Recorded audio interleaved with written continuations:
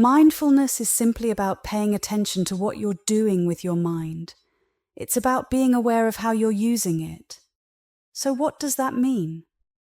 Maybe you use your mind to study, to do research, or to learn new things. That's great. But you need to be mindful of what your mind is up to when you're not actively using it. What's your mind doing when you're just sitting there, not really focused on anything? Maybe when you're driving or just chilling. I guarantee your mind is always doing something, even in those moments.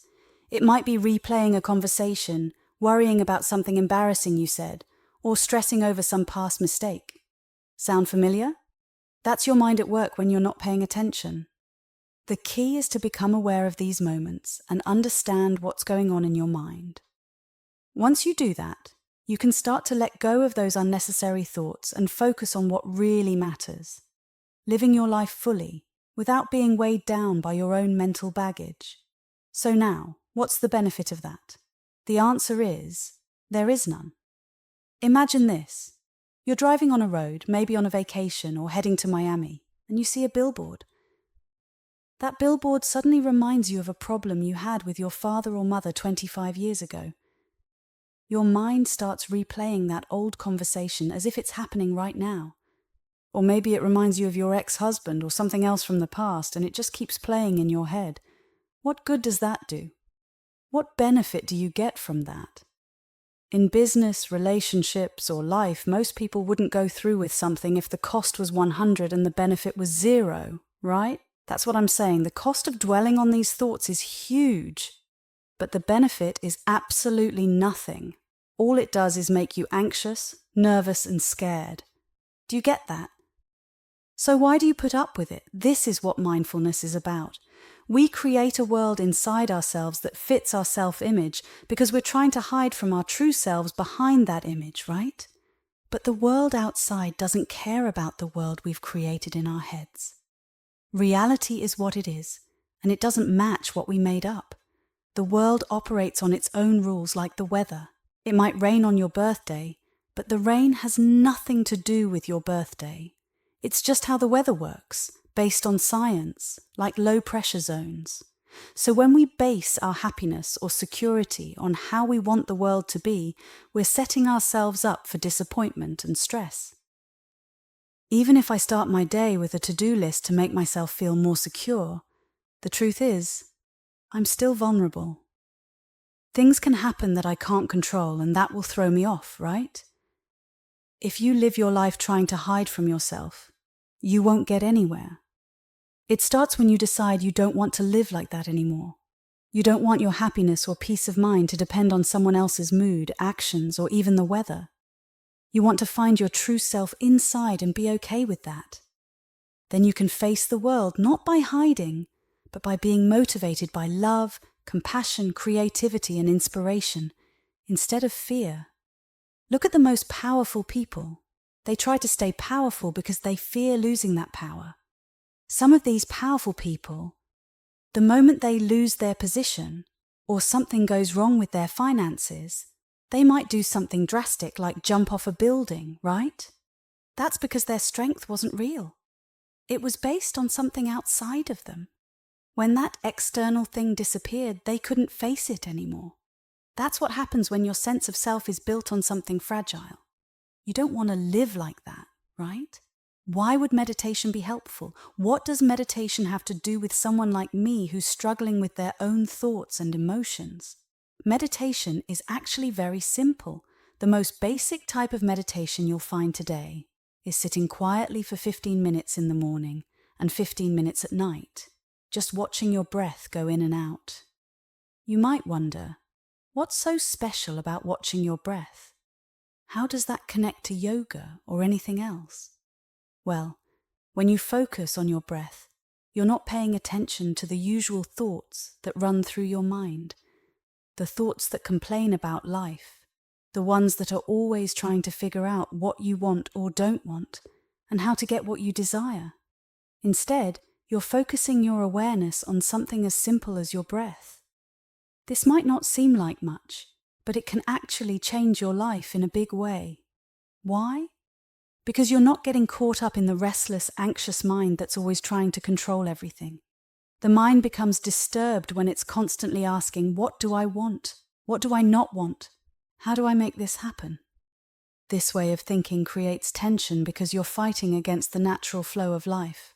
By watching your breath or using any meditation technique that feels right to you, you're giving yourself a break from this mental struggle.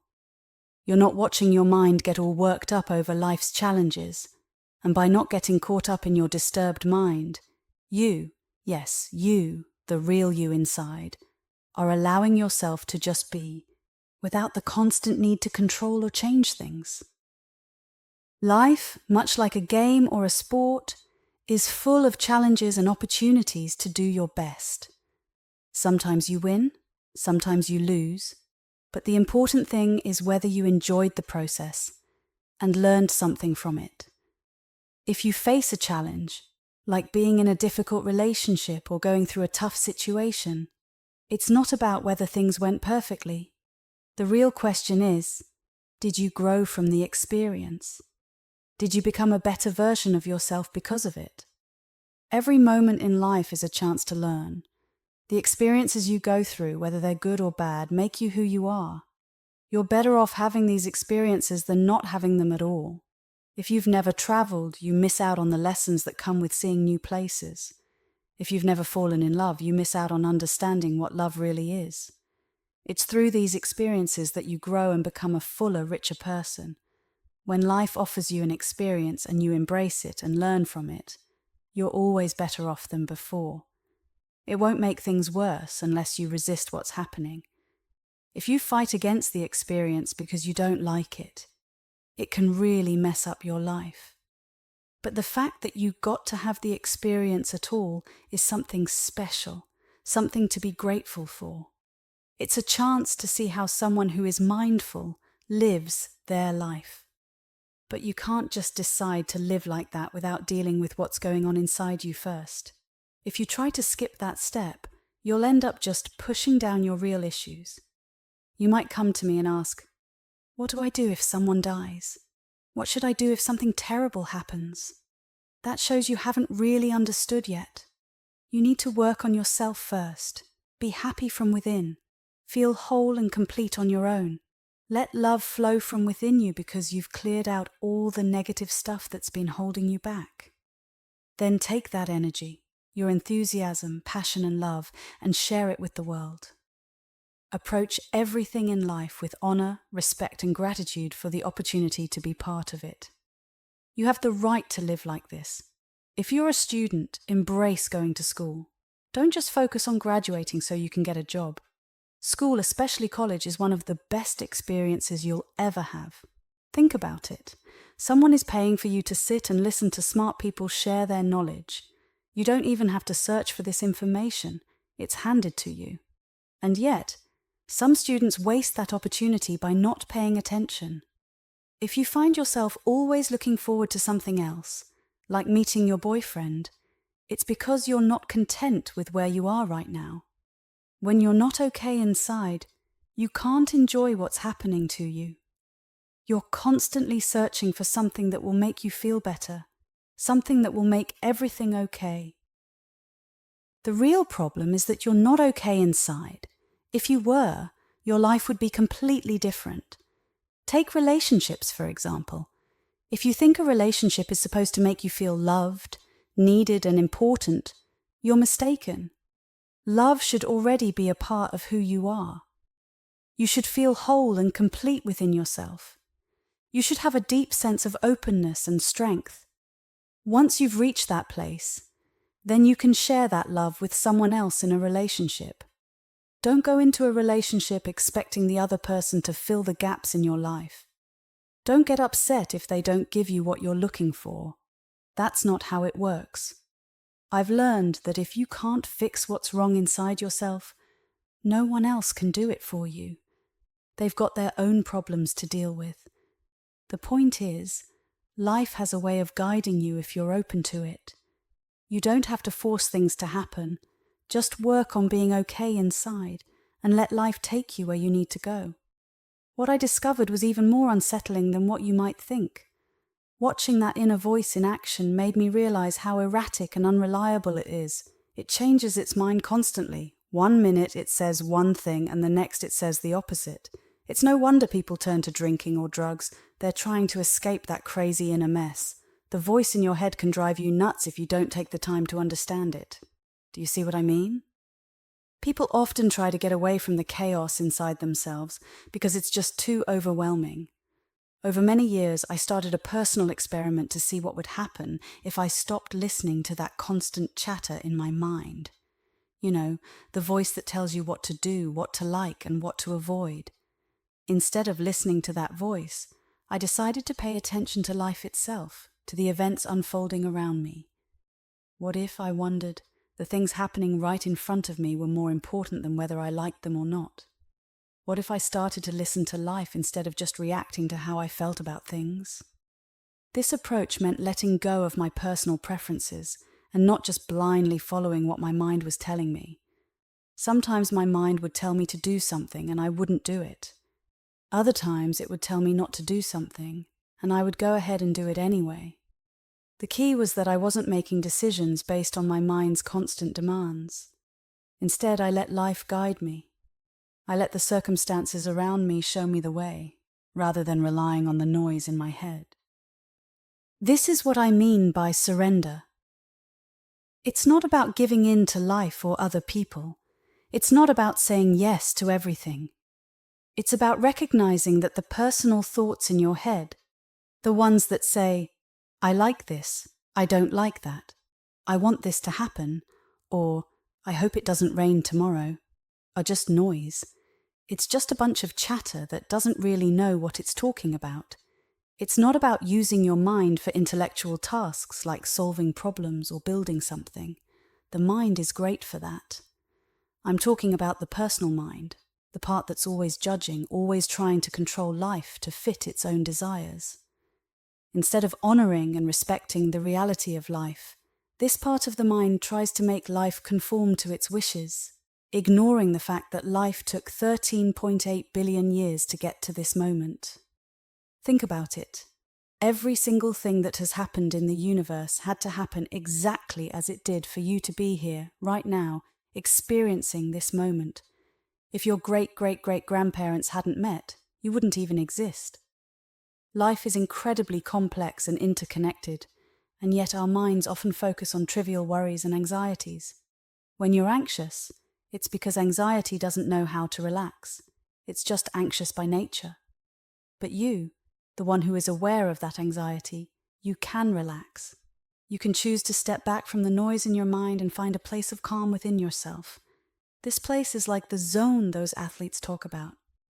When you relax behind the noise, you'll discover a sense of peace and quiet. It doesn't have to be a big spiritual experience, but it's definitely more pleasant than being caught up in anxiety. In this state, you become the observer, simply watching your thoughts without getting caught up in them. Over time, as you keep practicing this, you'll notice that the things that used to make you anxious start to lose their grip on you. For example, if you're running late and your mind is freaking out about it, you can take a step back and realize, I'm okay. Being anxious won't change anything. As you keep letting go of these anxious thoughts, you'll notice something amazing. The energy that was once tangled up in your anxiety starts to change. It becomes calmer, more manageable. And when you do this, you might even start to see things from a different perspective. Instead of being annoyed by an older person driving slowly, you might remind yourself that this could be someone's grandmother, and that driving might be a big deal for her. Maybe she's enjoying her independence, and your frustration isn't really that important in the grand scheme of things. In that moment, you shift from being demanding to being understanding, and it feels like you're giving something back to life, rather than just taking. You have the power to change yourself. This change isn't about pushing things down or pretending they don't exist. It's about lifting yourself up to a higher place. When you take a moment to pause, you might notice that this pause creates a sense of compassion within you. As you do this, you'll discover that deep inside, you are the most beautiful thing in the universe. You are filled with love, compassion, inspiration, and an amazing energy or spirit. But often we get so caught up in the negative stuff, our worries, our complaints, that we forget to connect with this inner beauty. Learning to raise yourself above that negativity helps you reconnect with who you really are. Here's another example that helps explain this idea. Think about a hot day. These days, with global warming, it can get really hot. Imagine you're outside with no air conditioning and you have to walk somewhere. You might start complaining, "It's so hot, I'm sweating, I hate this." But does complaining actually make it any cooler? No, it doesn't change anything. Instead of focusing on how uncomfortable you are, try thinking about why it's hot in the first place. There's a star, the sun, that's 93 million miles away, and it's so powerful that you can feel its heat all the way here on Earth. Isn't that amazing? Just think about how big and powerful that star must be. If a fire started in a city 300 miles away, you wouldn't even feel it. But the sun is so far away, and yet you can still feel its warmth. When you think about it this way, the heat becomes less of a burden and more of a wonder. This shift in thinking helps you rise above your discomfort and appreciate the bigger picture. The mind is very powerful, and it often creates ways of thinking that help us interact with the world. This is where the ego comes in. The ego is the part of us that creates a self-image based on our life experiences. We might think of ourselves as successful because of the schools we attended, the jobs we've had, or the challenges we've faced. But this self-concept, while it helps us navigate life, also holds us back from truly waking up to who we are. You see, who you really are isn't just this collection of experiences and thoughts. You're the one who watches all of this happen. You observe your ego getting upset, trying to fix things and forming opinions. Your intelligence, your beliefs, all these things contribute to how you see yourself. There's nothing wrong with that. It's wonderful that you've been successful and that you have a strong self-concept. But the problem comes when you identify too closely with this personal self, with the thoughts and stories your mind creates. This identification is what prevents you from waking up to your true self. We often call this a mindset, which is the conditioning of the mind that makes you react in certain ways. It's what shapes your likes and dislikes, what you think you want and don't want.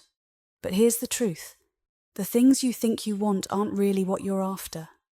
What you truly want is to feel the natural joy that comes when you're open to life. And what you don't want are the things that close you off from that joy, leaving you feeling blocked or depressed. So, the journey of change is about letting go of the ego's hold on you, allowing yourself to rise above the noise, and reconnecting with the deeper, more joyful part of yourself that's always there, just waiting to be noticed. You have a choice to make, and it's an important one. You can spend your life deciding what you want and don't want, and then chase after those things in the outside world. Or you can work on the inside, realizing that what you truly want is joy and love. If you stay open, you can have these feelings without needing outside conditions to be just right. Here's something to keep in mind. Spirituality isn't about giving things up. Some people think spirituality means renouncing what makes you happy, but that's not really what it's about. Renunciation says, I know what will make me happy, but I'm choosing not to do it. That doesn't make much sense, right? Instead, spirituality teaches us that it's silly to think we know what will make us happy. Instead of trying to control life, why not just be happy with whatever life brings? Why not be grateful for all the amazing things happening around us and for all the experiences we've had? When you embrace life with love and joy, you can give your whole self to the moments in front of you. That's what true spirituality is about. It's not about saying some things are right and others are wrong. It's about understanding that you've set up these ideas in your mind about what makes you happy. Your mind has created conditions for when it will open up and when it will close off. But spirituality is a positive approach. It's about asking yourself, why am I doing this? If I want a beautiful life, why don't I just open up to it? Your heart and mind don't need special conditions to open. You've just gotten used to certain habits or programs based on your past experiences. Your mind decided what you want and don't want based on those past experiences. For example, maybe you had a nice experience with someone who looked a certain way or drove a certain car. Now, when you see someone or something that reminds you of that, you automatically feel good. On the other hand, if something reminds you of a bad experience, you might close off. This is how you ended up with your list of what you want and don't want. It's all based on your past experiences, and that's why everyone's list is different. If someone tries to convince you that their list is the same as yours, they might be trying to manipulate you because no two people have had exactly the same experiences. Your mind created this list based on impressions from the past, even down to the colors you like or don't like. These preferences are all learned from your experiences. Psychologists like B.F. Skinner have said that humans are the sum of their learned experiences. That's partly true. Your mind and heart are shaped by your experiences, but you are more than just your past. You are the consciousness, the awareness that notices all of these thoughts and feelings. So you have to decide. Do you want to keep letting your past control how you feel, with certain things making you open up and others making you close down? Do you want to spend your life chasing after the things that match your list, trying to control the world so that it fits what you think you want? Or do you want to realize that you are the one making these decisions? It's your mind setting up these conditions, and you have the power to change how you respond to life. Why not try something different? Start by focusing on positive thinking. This is a simple but important step that everyone should take. When you face a difficult situation, instead of letting negative thoughts take over, try saying to yourself, "I will get through this, and even if things don't go as planned, I'll become a better person because of it." If you believe that God or a higher power is guiding everything, remind yourself that there's a reason for what's happening. Positive thinking can create a better, more peaceful environment in your mind, and it's something you owe to yourself, your health, and the people around you. The ancient wisdom from the Gita says, "Lift yourself up with your own efforts. Don't let yourself be dragged down." This is a time to practice that. You might think, "I can't do that," but actually you can. You have the power to train your mind. Every time a negative thought pops up, replace it with a positive one. Now is a great time to practice this. For example, if you catch yourself thinking, "This is terrible," immediately counter it with, "I'll be fine, this is okay, everything happens for a reason." Or you might say, "This is just reality, I can accept it." On a deeper level, you can use a mantra. A mantra doesn't have to be something complicated or in a foreign language. It can be a simple, comforting phrase that you repeat to yourself like, "I'll be okay," or "This is okay, I'll find a way through it." When difficult situations arise, this mantra can help you stay centered and calm. You have a choice about which part of your mind you want to listen to, the part that brings you down, or the part that you've built up with positive thoughts. The highest goal is to relax every time something challenges you. When you choose to relax, you're also choosing to let go.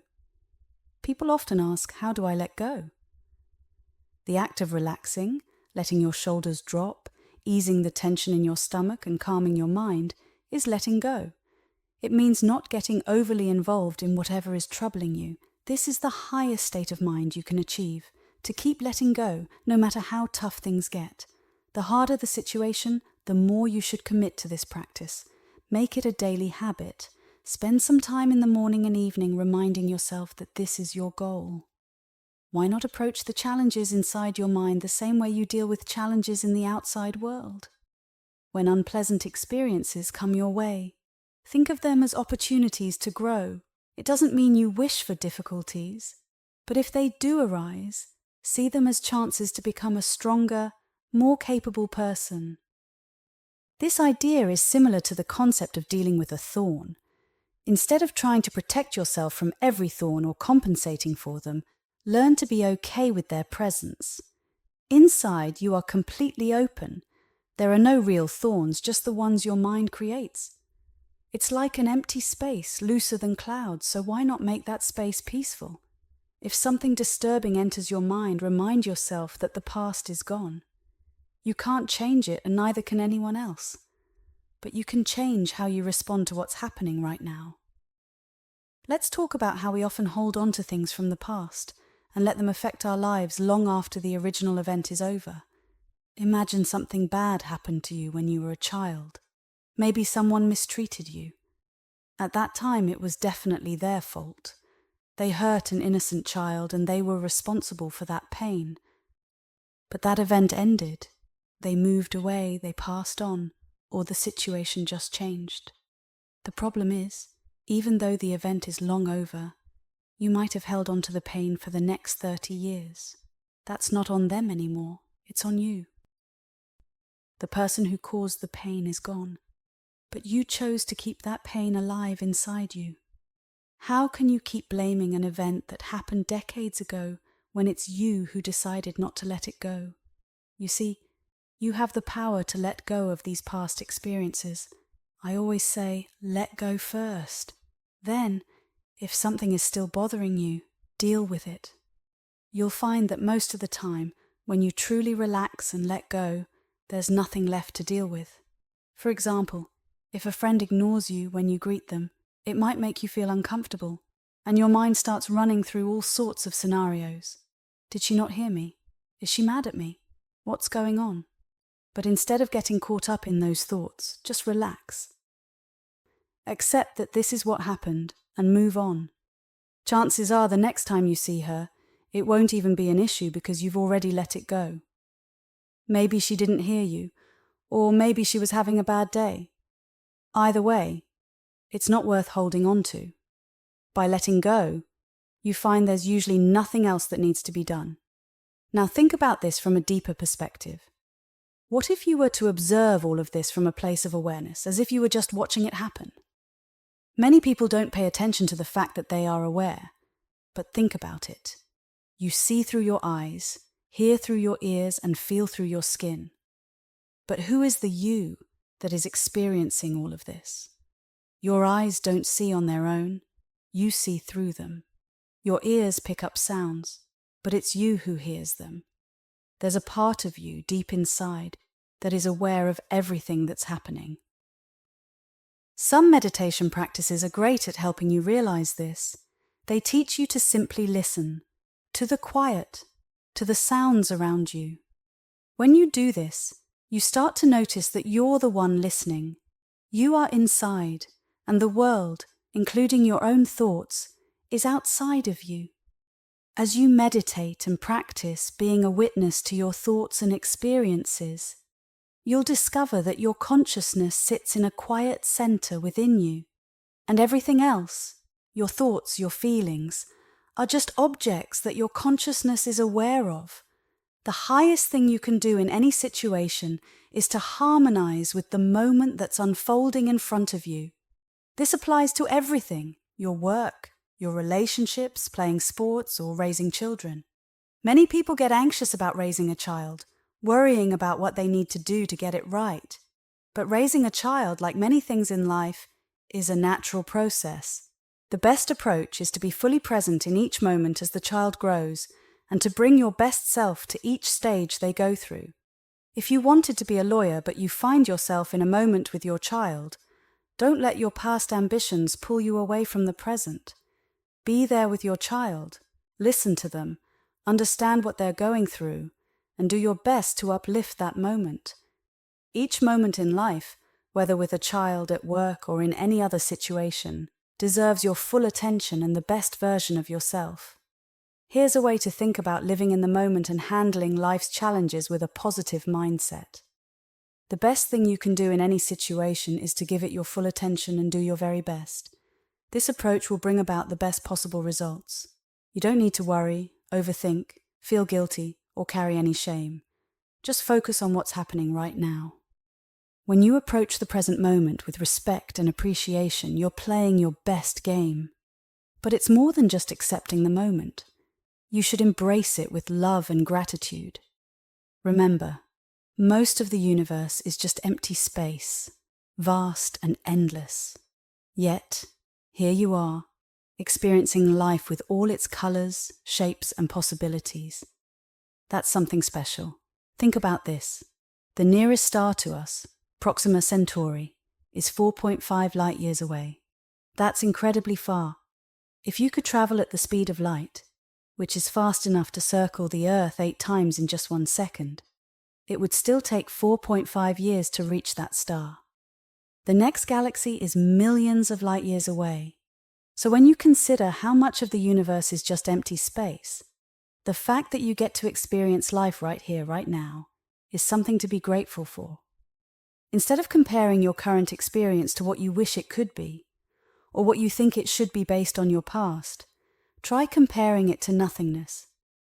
Feel grateful that you even get to have this experience at all.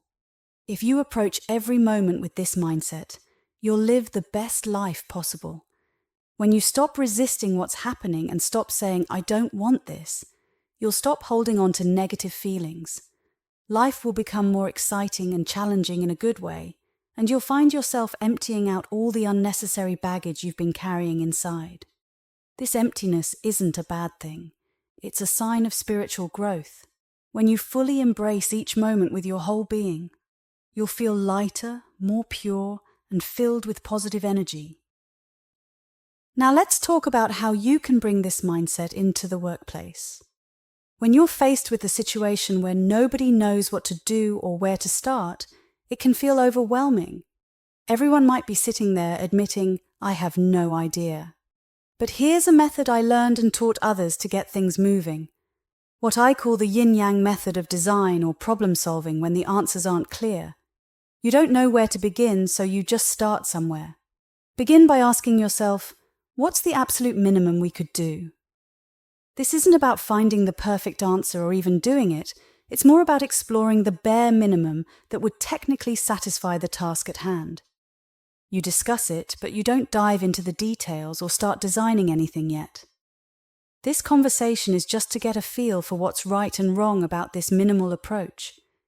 And suddenly you find yourself understanding more about the problem. You realize why this minimum isn't enough, why it won't solve the issue or meet the needs of those involved. You get passionate because now you know what won't work and why. Now, people who were just saying, "I don't know anything," start realizing that they actually do know something. They know what the bare minimum looks like and why it isn't sufficient. But remember, you're not designing at this point. You're not getting into the details of what to do or how it will look. Instead, you're just discussing the pros and cons of this minimal approach. Find out where the lower boundary lies, and then don't get attached to it. Don't settle on it as the solution. It's not about whether you like it or not. It's about recognizing it as the least you could do and understanding its strengths and weaknesses. Next, shift gears and ask, what's the most we could do? Think about the most expansive, ambitious version of the project. It might take 3 years to complete, but let your mind run free. Imagine the outer limits of what this project could be.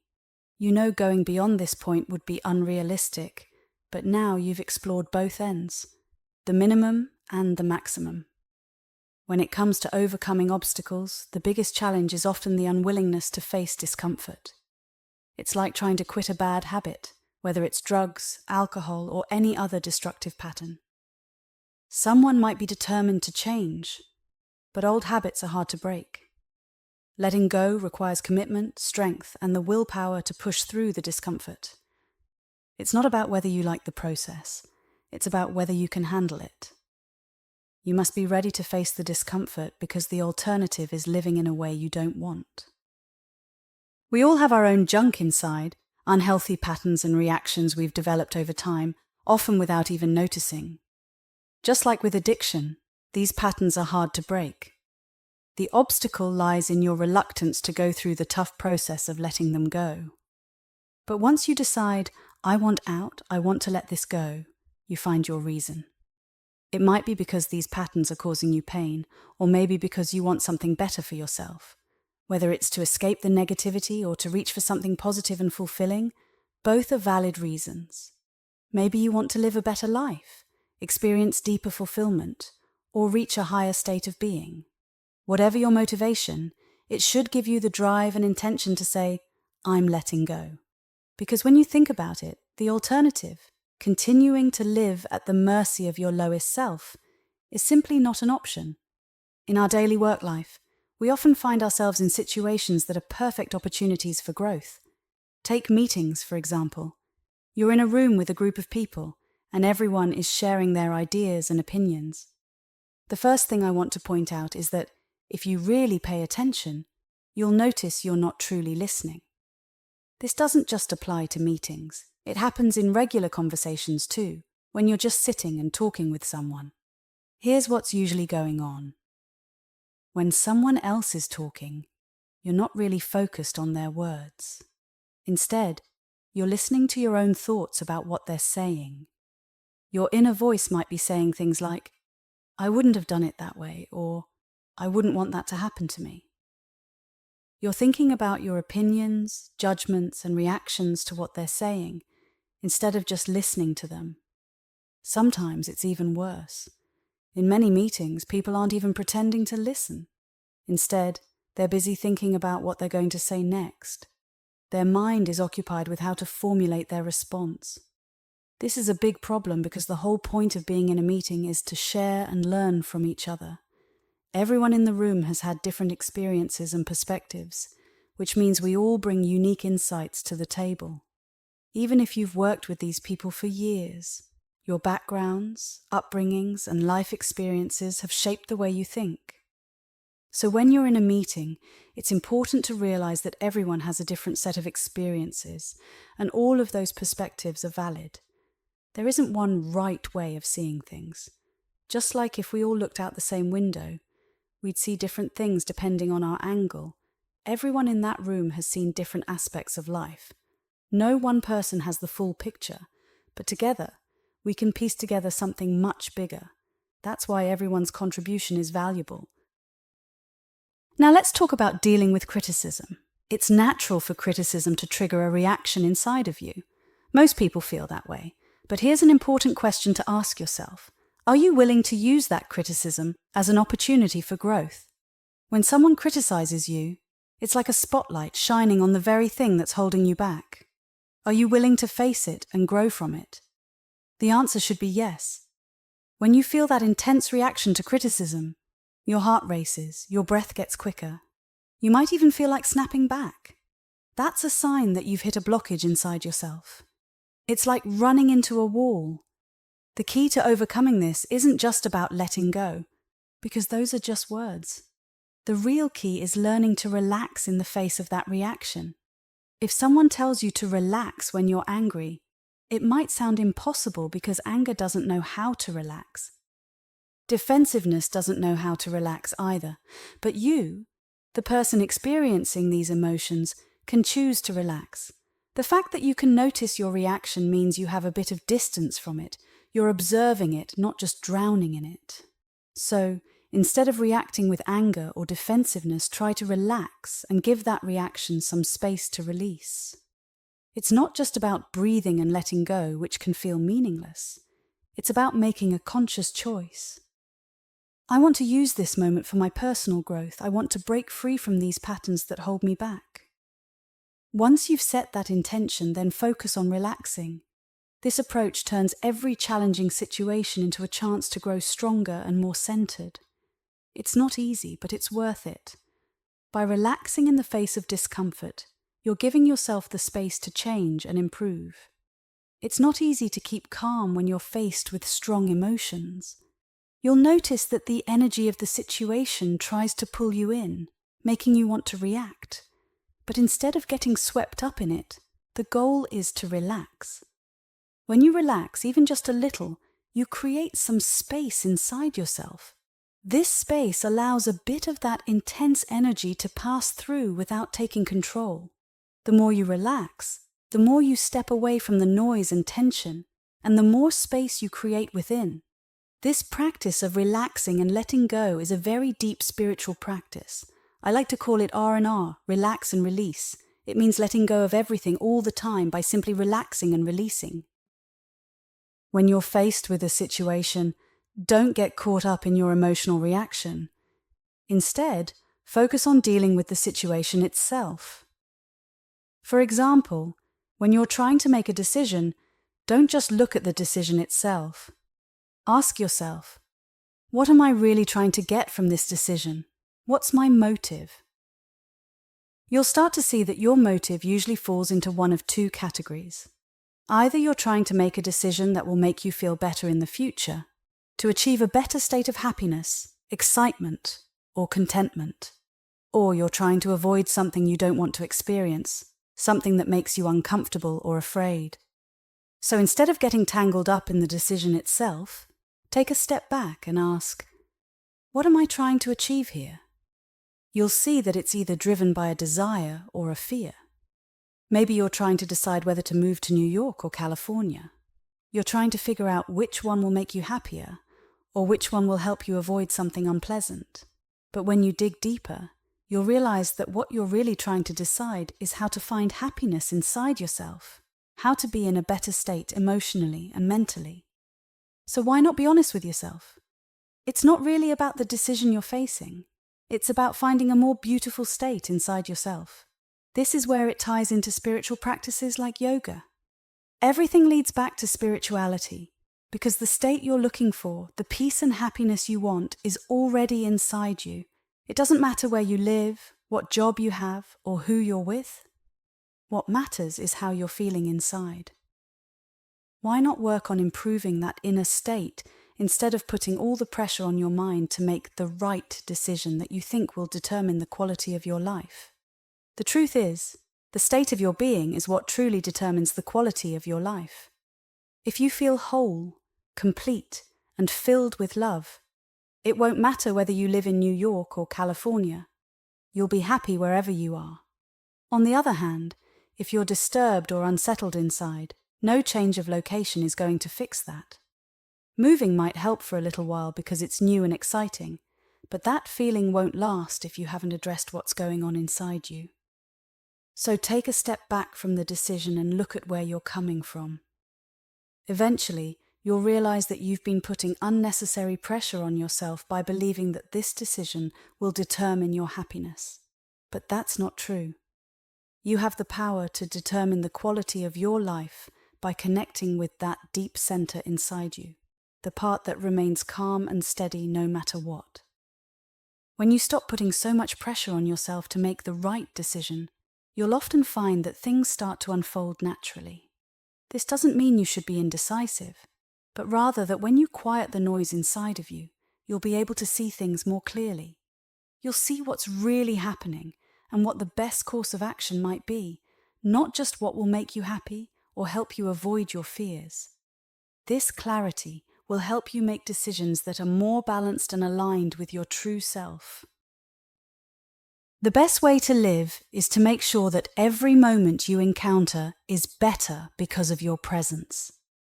Imagine each moment as something passing by you, and when it leaves, it's in a higher, better state than when it first arrived. That's the essence of St. Francis's prayer. Make me an instrument of thy peace. Where there's sickness, let me bring health. Where there's sadness, let me bring joy. It's not about taking from the moment, it's about giving to it. When you're not okay on the inside, you're in a state of need, and you end up taking from the moment trying to fill that need. But when you're at peace within yourself, you don't need to take, you give.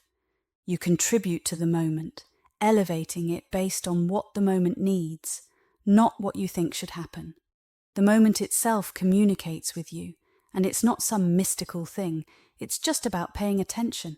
For example, if you see storm clouds and rain in the distance, life is telling you that it's likely to rain where you are. That's exactly what Christ meant when he said, "Let those with eyes see, and let those with ears hear."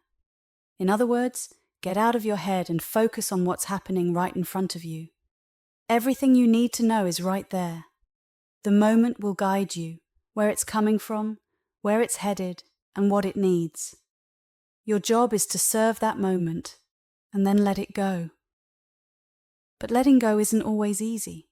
How many times have you had a conversation with someone and when it's over you keep replaying it in your mind?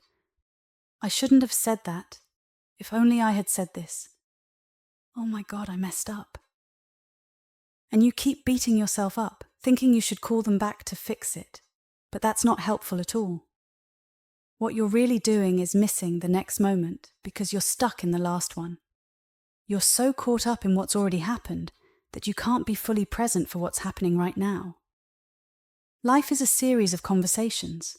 Every day we engage with people in different contexts, business, relationships, or casual encounters. The quality of these interactions often shapes our experiences, determines our progress, and affects our emotional state. But there's a skill to navigating these conversations effectively, and it boils down to one simple principle. Be fully present, then let it go. When you're in a conversation, whether it's about business or a personal matter, give it your full attention. Be there fully, mentally, and emotionally. Listen actively. Focus on understanding the other person. If it's a business conversation, aim to make it productive, insightful, and valuable. Approach it with a clear goal, making it the best conversation it can be in that moment. If it's a relationship, lean into love, trust, and connection. Be open, genuine, and engaged. Don't hold back. However, when the conversation ends, it's over. Don't drag it into your mind afterward, replaying every word or second-guessing how you came across. Overthinking won't change what was said or done. It only drains your energy, makes you anxious, and adds unnecessary stress.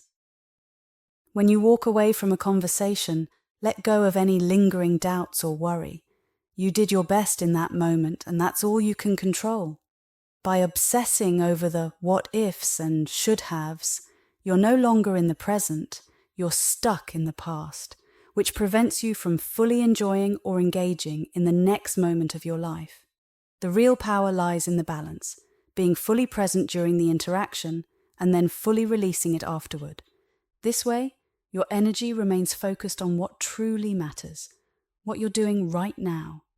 Letting go of the past moment and being fully present in the next one is key to living in harmony with the flow of life. This is what Lao Tzu meant by the Tao, the way. It's not just a philosophy. It's a practice of aligning yourself with the natural rhythm of life, where you respond to each moment as it unfolds, without being stuck in the past or worried about the future.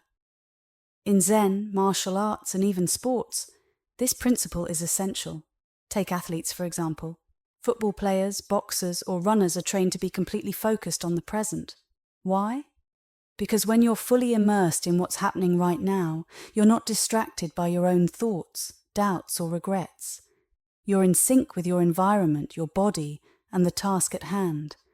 This state of being gives you an advantage, an edge, because you're not wasting energy overthinking. You're simply reacting to what is. That's why meditation has become a key part of training for athletes. It's not just about calming the mind, it's about sharpening focus, clearing away mental clutter, and being completely present.